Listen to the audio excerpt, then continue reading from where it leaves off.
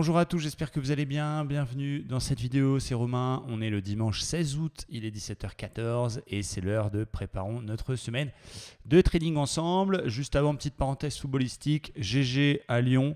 Je vous montre, voilà, je ne suis pas forcément un fan de l'Olympique lyonnais, mais voilà, j'avais mis un petit billet de 225 € sur leur tête et ils m'ont fait gagner 3000, donc ça c'est plutôt cool. Je ne suis pas un gros parieur sportif, mais je tenais à vous le dire parce que je sais que vous êtes nombreux à me suivre sur les réseaux sociaux, notamment vous avez Instagram juste en dessous, Romain-Trader, et vous étiez nombreux à m'envoyer des messages. Ça fait plaisir, on va réinvestir tout ça correctement. On va commencer bien évidemment par les indices dans cette vidéo. Alors nous, on est quand même plutôt en mode scalping day trading en ce moment. C'est assez difficile. Le swing, les marchés sont un petit peu... ça va un peu dans tous les sens. Par contre, c'est vrai que cette semaine, on s'est régalé sur du très court terme, donc des positions de quelques minutes. Moi, je dis scalping, mais ce n'est pas du vrai scalping. On est plus entre du scalp et du day trading. Mais c'est un petit peu seulement ce qu'on fait sur les indices en ce moment. Quoique, vendredi, on a fait un petit achat sur le DAX sur une petite divergence M5. Voilà, je vous raconte un petit peu ma vie, mais je vous raconte ce qu'on fait. On a fait un petit achat sur la petite divergence M5. On a pris nos bénéfices, une partie sur les 50% de Fibo. Donc, il a eu du mal à y aller, mais il y est allé. C'était pas mal. Et sur le dos, il y a quand même, je vous ai mis une vidéo assez cool cette semaine, des petits setups qu'on peut prendre. Mais en fin de séance, on a pris quelques points sur ce joli double top qui s'est validé et qui a fait très exactement, mais c'est quand même assez fou, l'objectif. Donc ça, c'est quand même balèze. On l'a évidemment partagé à la communauté. J'en ai parlé aussi sur les réseaux sociaux. Voilà, d'un côté, c'est assez magique. De l'autre côté, il faut aussi se contenter des objectifs que nous donnent les figures. Mais voilà encore une preuve de les indicateurs, les Ishimoku, les algorithmes, les robots, les machins, c'est bien beau. Mais clairement, il faut apprendre à travailler les prix. Il y a de belles opportunités. Il faut encore savoir les détecter. Mais voilà, il y avait des beaux petits setups de ce genre. Je vous avais mis aussi une vidéo sur un W 1 minute. C'était mercredi, je crois. Bref, c'est ce qu'on fait en ce moment. On va quand même faire une belle analyse, j'espère, en daily sur le DAX. On est donc évidemment toujours dans une tendance haussière qui est toujours aussi solide, mais on note la difficulté pour le DAX à faire un nouveau plus haut. Donc c'est la théorie de dos, il n'y a aucun signal de retournement pour le moment, mais on fait quand même un plus haut, plus bas que le précédent, il faut le noter. On fait peut-être un double top, c'est pareil, il ne faut jamais anticiper les figures.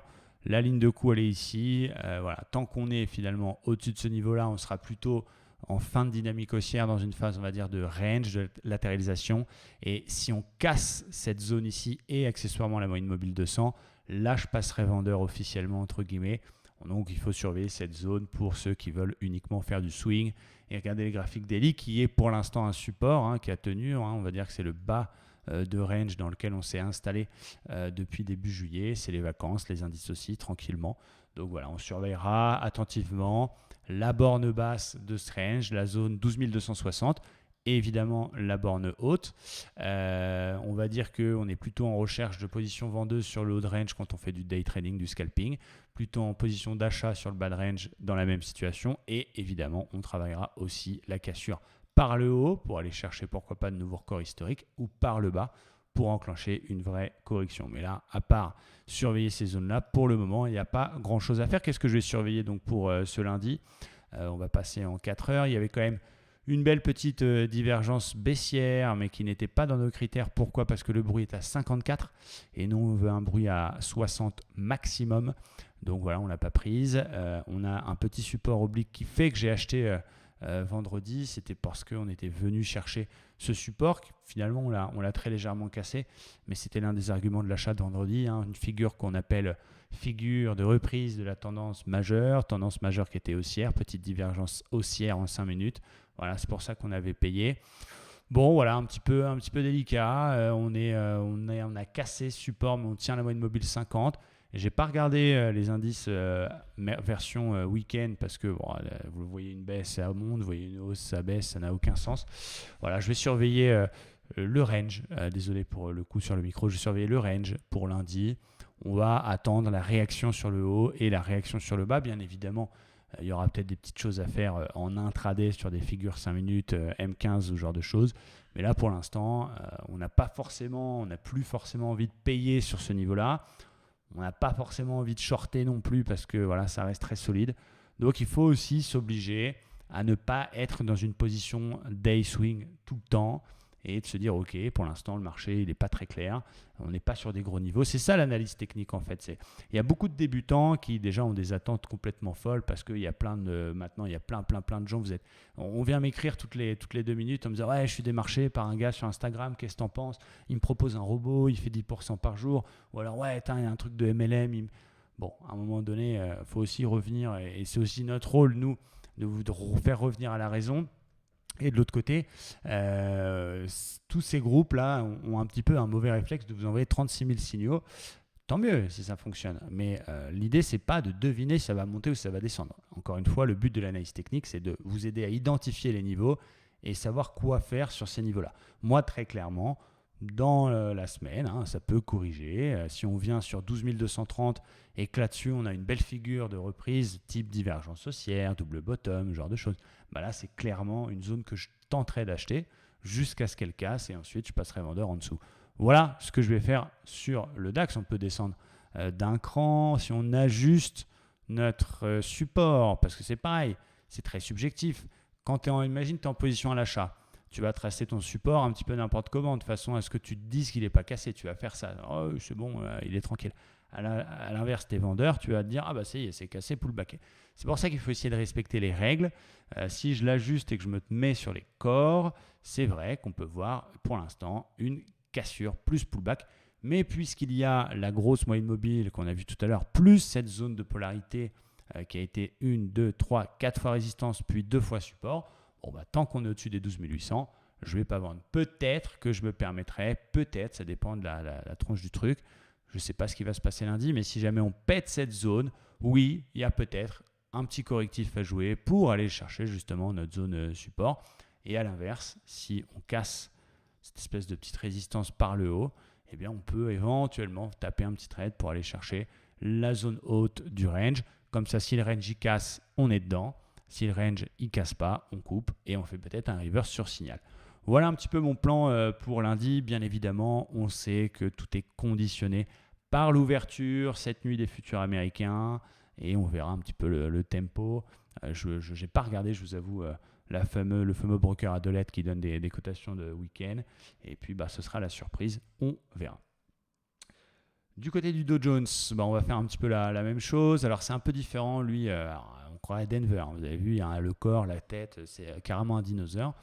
On est au-dessus du précédent plus haut cassé. On le voit mieux quand on passe, non pas en mensuel, mais en hebdomadaire. Là, il est toujours extrêmement haussier. Dans une vision hebdo, on a pété le précédent plus haut la semaine précédente. Ça a confirmé cette semaine.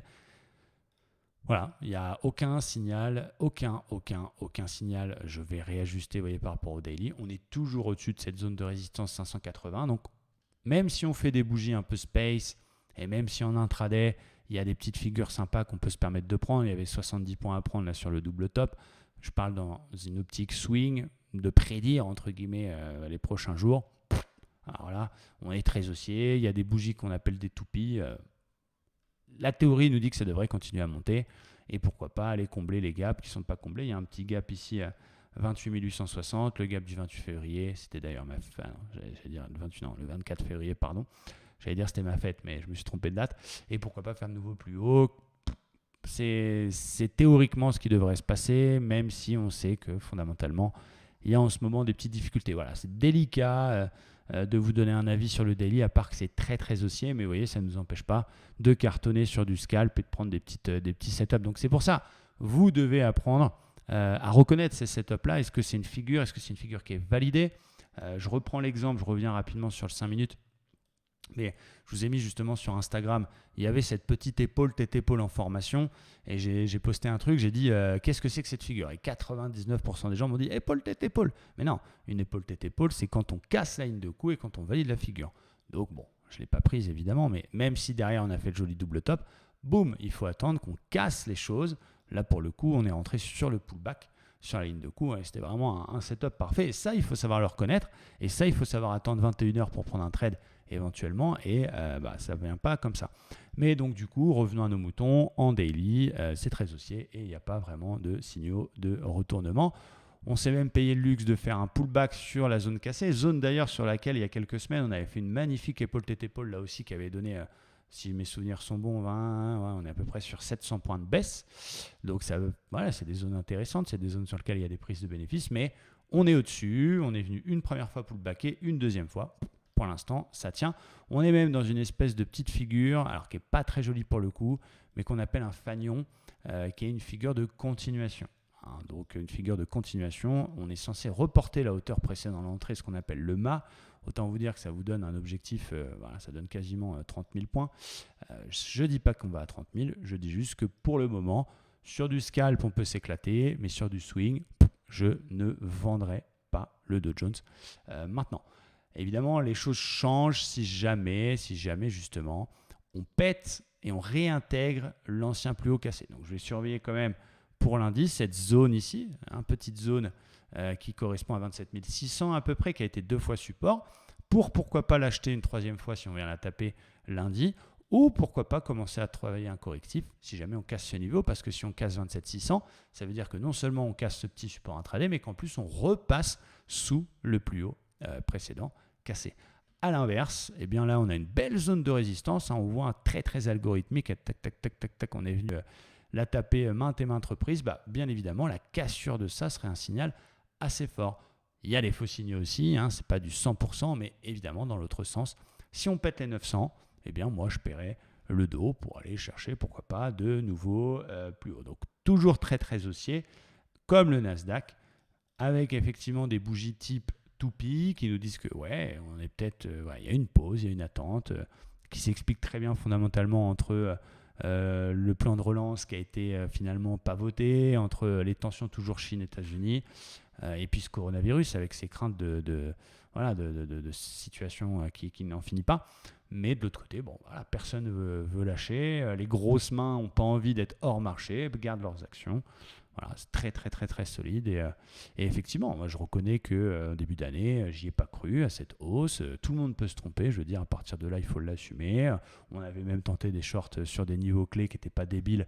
Les 50, les 61,8% de Fibo, de la dernière vague de baisse. Enfin, des choses cohérentes techniquement. Bon, voilà, le marché est surprenant et très haussier. C'est comme ça. Il a toujours raison de toute façon. Il n'est jamais trop tard pour bien faire.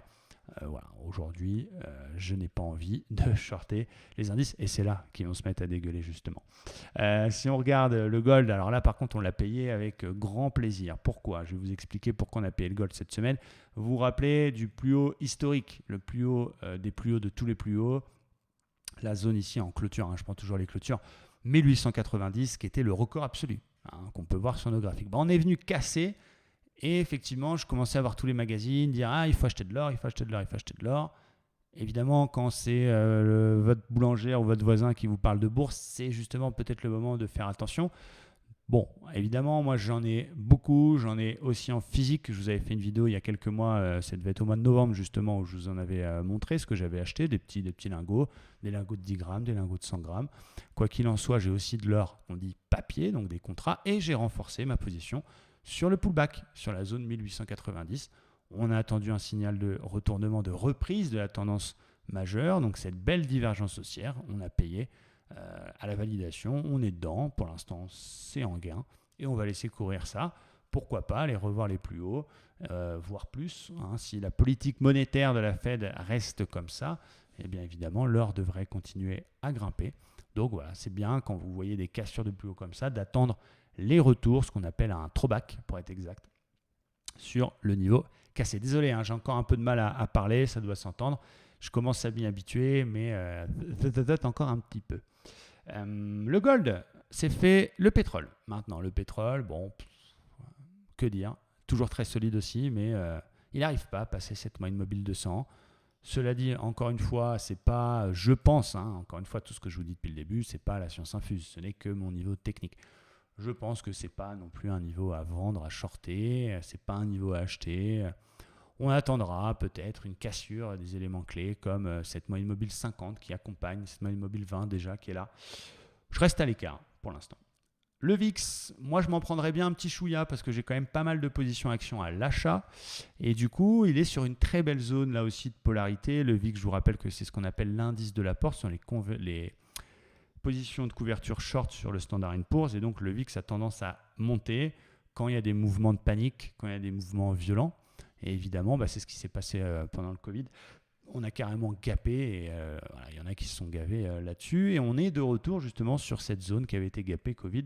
Ça ne veut pas dire que le Covid va faire une deuxième vague, ça veut juste dire que c'est bien quand on est un investisseur, quand on a des actions qu'on veut conserver pour continuer à toucher son dividende, ce qui est le cas de beaucoup. Tous les gens en bourse ne font pas du trading. Il y a des gens qui investissent leur argent plutôt que dans l'immobilier, dans des actions plus dites de père de famille, pour toucher un dividende. Ça dépend des actions, mais ça peut être des rendements de 3, 4, 5, 6, 7% par an.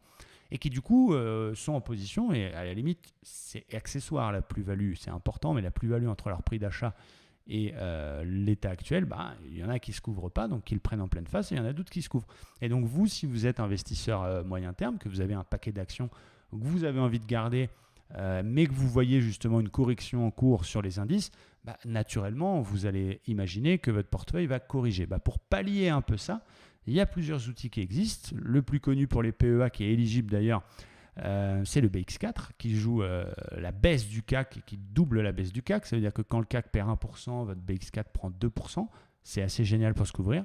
Et vous pouvez aussi vous couvrir avec des outils comme le VIX qui s'achète en futur, qui s'achète sur les CFD et qui peut être pas mal. Alors après, il faut le bon quota pour couvrir suffisamment son portefeuille. Il ne faut pas trop en acheter non plus. Mais vu que je suis quand même plutôt assez exposé à l'achat sur les titres, je pense que je vais attendre quand même un signal, mais je pense que je me prendrai peut-être un peu de TVX, pas forcément dans une approche trading avec un plan, un stop, un TP, mais en mode couverture. Comme ça, si ça continue à monter, je suis toujours dans mes actions. Si par contre il y a un peu de panique, il y a 2-3 trucs et ça se tend un petit peu, ce que je perds sur mes actions, je le gagne sur le VIX. Donc à regarder de plus près. Du côté du Forex, on peut faire un tour. Je vous avoue que je n'ai pas sélectionné les choses. On a plusieurs positions, plusieurs choses à surveiller. Petite divergence sur l'AUD-USD à surveiller. Qu'est-ce que je peux vous montrer? Ah oui, la très belle zone de polarité là aussi sur l'euro-AUD qui est dans ce niveau 1,66 qui est très intéressant. L'euro-dollar, je sais que vous en parlez, c'est l'une des paires les plus tradées par les particuliers. C'est la paire par excellence. Alors, quelle hausse, bravo aux acheteurs, énorme, félicitations. Il y avait d'ailleurs, je suis en train de voir un petit fanion ici qui a fait son objectif. On est encore dans le chartisme. Là, effectivement, on cale sur les 1,19, qui est une zone, pas grosse zone de résistance. J'aurais préféré que ça bloque sur ce niveau ici. Là, c'est quand même passé, mais on fait, il est vrai, une sorte de double top, mais qui pour l'instant n'est pas validé. Donc, on est sur un très haut niveau. Attention à ne pas shorter n'importe où l'euro-dollar qui peut très bien continuer à monter. Oui, c'est très solide. Voilà, après, moi, je vais surveiller pour une position swing, plutôt une zone un peu supérieure autour des 1,25. Il peut y aller. Voilà. Moi, pour l'instant, sur ce niveau-là, sauf très grosse figure de retournement, vous voyez la petite divergence qui s'est faite, elle a été tout de suite invalidée. C'est un peu délicat d'y aller. Contre-tendance comme ça, sur le Forex, ça ne pardonne pas. Donc moi, je vais plutôt surveiller les 1,24. J'ai d'autres outils, bien sûr, je pourrais vous montrer l'outil de divergence qu'on utilise. Il y avait eu un achat fait sur l'euro NZD, notamment sur, vous voyez encore une fois, très belle zone de polarité, sortie de résistance, clac, on passe la moyenne mobile 50. Très bel achat fait sur l'euro NZD. Il y avait quoi d'autre de super? Il y avait une petite wolf que je vous avais montré sur GBP-USD, mais qui pour l'instant a du mal à se déclencher. Ouais, c'est pas un forex facile non plus. J'aime bien l'USD-CAD aussi, ça fait un moment que je le surveille. Ils ont l'habitude, les paires de devises quand même, de nous la mettre. C'est-à-dire que quand on a des zones de polarité, on vient souvent casser une première fois et on a souvent derrière une réintégration violente. Donc c'est ce qui est en train de se passer. Vous voyez, je surveille. Si jamais on repasse cette zone de polarité sur l'USD-CAD et qu'on fait un petit W ou un petit truc comme ça, ça c'est un truc que je prendrai avec plaisir. En plus, mon stop, il est clair, il est assez défini sous les plus bas. Ça, c'est un truc que je vais surveiller. Et puis, voilà ce qu'on peut se dire sur le Forex. Les actions, on a quelques actions en position. Je vais vous montrer. J'ai acheté dernièrement du Christian Dior sur une divergence haussière. J'ai acheté du Pernod Ricard sur ce support oblique magnifique. J'ai acheté du Santander sur cette zone de support là également. Du Clépierre, pareil, petit W 4 heures sur cette zone de support. J'ai vendu Biomérieux sur une vague de Wolf 4 heures qui est en train de prendre tout doucement. J'ai du Accor qu'on a acheté il y a quelques semaines, qui est toujours en gain, qui corrige un petit peu, c'est normal, un trade ça ne va pas d'un point A à un point B. Qu'est-ce que j'ai du Rexel en vente, regardez ça comme c'est beau. Il faut couvrir, là pour l'instant je dois être à 70-30 entre mes achats et mes shorts. Mais regardez, support absolument fabuleux qui prend toute la hausse. Je ne sais pas pourquoi je mets ma tête comme ça peut-être. Hop, je sais pas, je vais me remettre droit. Quoi qu'il en soit, cassure, pullback parfait. Donc on peut attendre, si vous n'êtes pas dedans, une confirmation en cassure du précédent plus bas ou être un petit peu plus sport et prendre un petit risque à rentrer maintenant avec une demi-position. Mais là, on est dans un cas d'école à surveiller. J'ai du LVMH aussi en short, Adobe qui stagne sur le point 5 de la divergence. Du Aurora Cannabis qu'on on a acheté, on est toujours un peu en perte, on l'a acheté un petit peu plus haute, mais on voit bien qu'elle tient, c'est cool. Donc voilà, on est mitigé, on a quand même 16 positions, c'est pas rien, et on va dire 70-30 entre les ventes et les achats. Qu'est-ce que je surveille pour les achats justement? Là, je vous donne tout dans cette vidéo. On a Ruby, assez magnifique comme action, c'est le secteur distribution du gaz.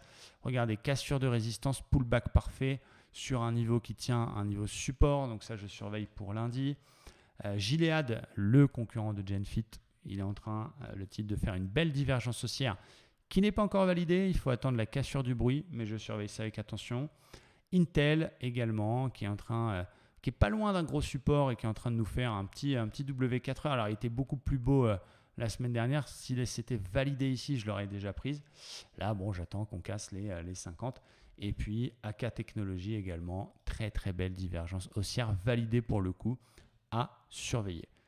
Les ventes maintenant, Packard que Vincent vous a donné dans une vidéo, divergence baissière, pas encore validée, à surveiller. L-Brands, idem, divergence validée. Mercado Libre, regardez-moi ce avalement échoué.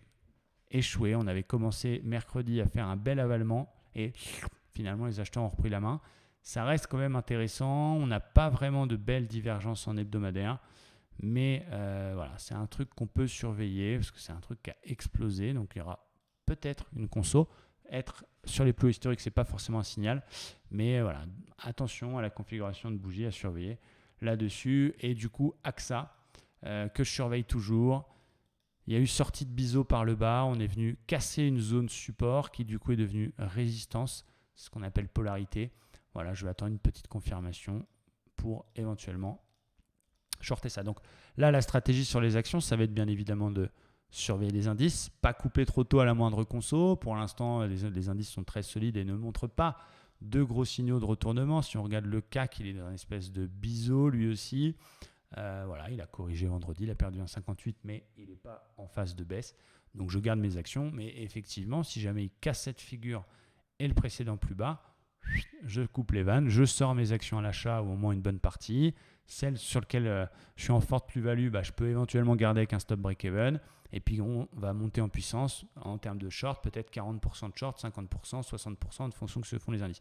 Donc finalement, on est toujours en train de faire le yo-yo entre les deux. Et c'est ce que font les pros entre les actions et les obligations. Voilà, après, on est d'accord, il faut avoir raison sur ces scénarios. C'est-à-dire que si tu vends toutes tes actions que tu as à l'achat, tu te mets à shorter sur cassure et que c'est une fausse cassure et qu'on intègre violemment, tu perdras sur tes shorts et en plus, tu ne seras plus dans tes achats. Donc, il faut vraiment attendre des confirmations et pas aller trop vite. Voilà comment on essaye de travailler. Voilà comment on essaie également de vous apprendre à travailler. Vous avez 2 sites à votre disposition. Commencerletrading.com qui est là vraiment dédié à ceux qui démarrent ou à ceux qui n'ont pas encore un très bon niveau en analyse technique. C'est 100% offert. Vous avez un programme complet qui est mis en place. Les bases, nos méthodes, la pratique. Voilà, il faut en profiter. Il y a plus de 50 heures de vidéos. Vous avez du live avec nous tous les lundis. Vous avez un groupe pendant lequel toutes les vacances, tout le mois d'août, je vous donne toutes nos positions. Enfin, ça, c'est vraiment idéal quand on veut se lancer en trading, que vous n'avez pas encore un excellent niveau technique et que vous voulez vous perfectionner. Et puis pour ceux qui veulent aller plus loin, qui ont déjà les bonnes bases, qui veulent trader avec nous en direct tous les jours, le morning live le matin, les positions de la journée, les plans, les opportunités qu'on détecte dans le Discord. Regardez, à chaque fois qu'on voit une opportunité, on vous la poste, on vous la présente. Le scalping l'après-midi, le scalping à partir de la rentrée va devenir vraiment au cœur des choses parce que je sais que vous aimez ça, je sais que vous aimez être en direct avec nous sur les écrans, prendre des points en même temps. Vous voyez, c'est vraiment ce qu'on fait dans le cadre de live stream. Donc Là, c'est pas pour les débutants parce que vous comprendrez rien si vous débutez. Mais si vous avez déjà une bonne base et encore mieux si vous êtes sorti déjà de notre formation Commencer le trading, bah là, c'est vraiment l'idéal. Ça vous permet justement de vous perfectionner et d'apprendre à être autonome et pas juste de suivre un gars. Ça sert à rien. C'est pas comme ça que vous allez apprendre, quels que soient les signaux qu'il vous donne, que ce soit des bons signaux, des moins bons signaux, peu importe, si vous ne comprenez pas pourquoi il y a une opportunité, ça n'a aucun sens. Apprenez à faire vous-même, formez-vous, apprenez des méthodes qui fonctionnent, apprenez à travailler les prix, à analyser, à gérer vos émotions. Et oui, effectivement, ça a un coût, live stream, mais vous verrez que vous allez gagner un temps fou et surtout que vous allez devenir autonome. Voilà pour cette vidéo. J'espère que ça vous a plu. J'ai essayé d'être concis, d'être bref, je crois. Ça fait 26 minutes, donc c'est assez court.